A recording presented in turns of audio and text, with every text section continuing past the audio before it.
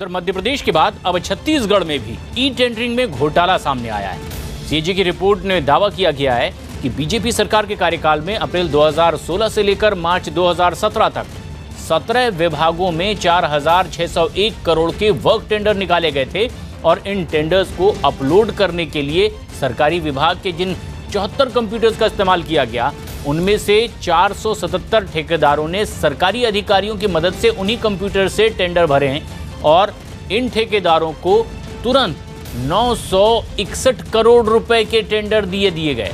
इतना ही नहीं, सीएजी का दावा है कि आपत्ति के बावजूद इस मामले में पिछली राज्य सरकार ने कोई कार्रवाई भी नहीं की।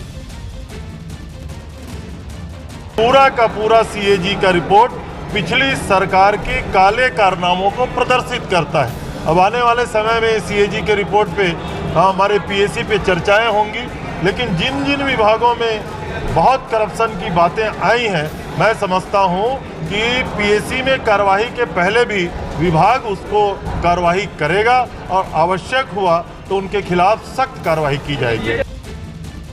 ऐसा है, संसदीय लोकतंत्र में एक मान्य परंपरा रही है कि कैग की जो रिपोर्ट आती है, वो कैग की रिपोर्ट का परीक्षण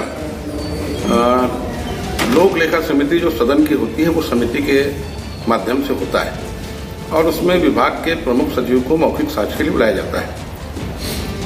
पिछले 5 वर्षों से लगातार लोक लेखा समिति का सदस्य मैं रहा हूं और 90% कैग की आपत्तियों का निराकरण हो जाता है।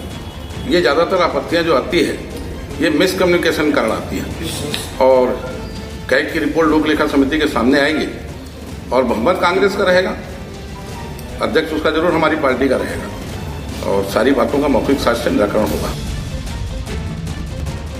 आदित्य राय हमारे सहयोगी ऑनलाइन पर मौजूद हैं, ज्यादा जानकारी के साथ रायपुर से जुड़ रहे हैं। आदित्य, अब आखिर इस कांग्रेस सरकार ने आगे क्या कदम उठाने का फैसला किया है?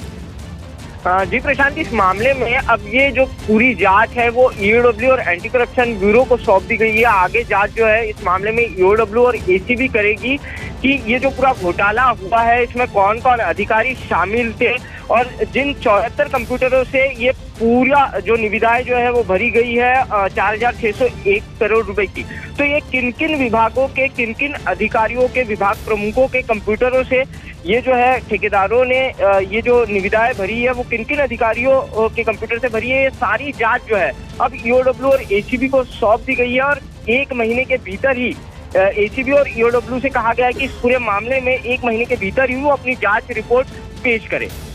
शुक्रिया आदित्य। उधर राजस्थान की गहलोत सरकार गायों की सुरक्षा को लेकर जल्द ही अब साधु संतों के साथ मंथन करेगी। सरकार ने आवारा गायों की संरक्षण देने वालों का 15 अगस्त और 26 जनवरी को सम्मान करने का भी फैसला किया है। इसके अलावा सरकार अब साधु संतों के मशविरा करके आवारा गायों के लिए एक योजना बनाने वाली है। तो वहीं गायों को लेकर गहलोत सरकार की चिंता को बीजेपी ने सियासत से जोड़ दिया। बीजेपी ने कहा कि गहलोत सरकार को गाय की चिंता नहीं है, बल्कि वो राजनीतिक फायदे के लिए गाय का इस्तेमाल कर रही है।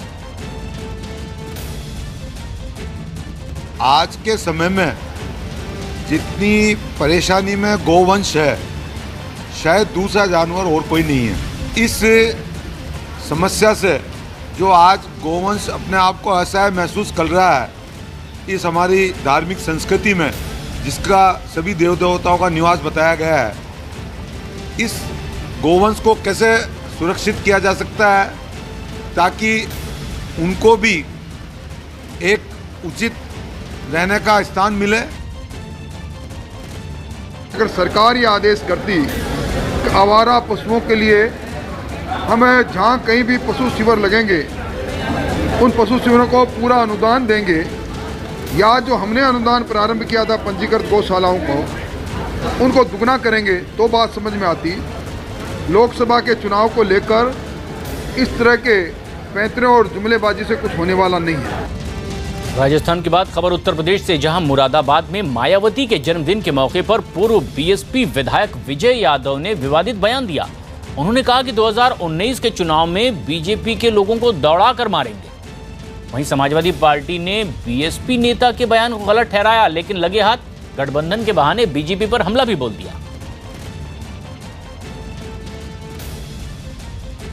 कोशिश नरेंद्र मोदी ने करा है तो उद्योग उद्योगपतियों के लिए करा है, बाकी किसी गरीब के लिए मेरे दोस्तों कुछ नहीं करा है। इसलिए बहुत वक्त है, अभी आगे चुनाव आने वाला है, अभी तो लड़ाई है और आगे बहुत लड़ाई है। इन भारतीय जनता पार्टी वालों को तो दौड़ा दौड़ा के मारेंगे दोस्तों। मुझे लगता है कि मारपीट की बात करना कोई भी जायज नहीं है, लेकिन ये सही है कि अगर मुहावरा कहा जाए तो सपा बसपा के गठबंधन के बाद भारतीय जनता पार्टी के नेताओं को क्या क्या याद आ रहा है, ये हम आप उम्मीद नहीं कर सकते या कल्पना नहीं कर सकते। और एक बड़ी खबर इस वक्त आ रही है। मुंबई में 8 दिन से चल रही बेस्ट कर्मचारियों की हड़ताल आखिरकार खत्म हो गई है। बॉम्बे हाई कोर्ट के दखल के बाद बेस्ट यूनियन ने यह हड़ताल खत्म करने का ऐलान कर दिया है। हाई कोर्ट ने 1 घंटे में हड़ताल खत्म करने के लिए कहा है। विवेक गुप्ता हमारे सहयोगी फोन लाइन पर मौजूद हैं। विवेक, आखिरकार हड़ताल खत्म हो गई है, बेस्ट के कर्मचारी यूनियन का क्या कहना है? बिल्कुल जी प्रशांत, आपने देखिए जो बीएसटी बसेस की हड़ताल थी, आज 9वां दिन था। 8 दिन से लगातार जो बीएसटी की बसेस थी, एक मुंबई की लाइफलाइन मानी जाती थी, वो सड़कों से दूर थी, जिसकी वजह से लाखों लोगों को काफी ज्यादा परेशानी हो रही थी। हालांकि जो बीएसटी के यूनियन है, उन्होंने अपनी 10 बड़ी मांगे मैनेजमेंट के सामने रखी थी। उनका साफ तौर पर कहना था कि जब तक मैनेजमेंट 10 बड़ी मांगे उनकी पूरी नहीं करता है, वो किसी भी हाल में हड़ताल नहीं तोड़ेंगे। ये पूरा मामला बॉम्बे हाईकोर्ट गया। बॉम्बे हाईकोर्ट ने दोनों पक्ष को समझा। काफी दिनों तक ये कोर्ट में मामला चला और कोर्ट ने साफ तौर पे कहा कि जो भी बीएसटी कर्मचारियों की जो सैलरी है वो काफी कम है, उसमें बढ़ोतरी होनी चाहिए। और उसी के बाद मैनेजमेंट ने भी उनकी बात मानी। मैनेजमेंट ने साफ तौर पे कहा कि अगले महीने यानी फरवरी से उनकी सैलरी बढ़ के आएगी। और कुछ मांगे हैं उनकी टाइम टेबल को लेकर मांगी थी, वो उनकी मांगी पूरी गई।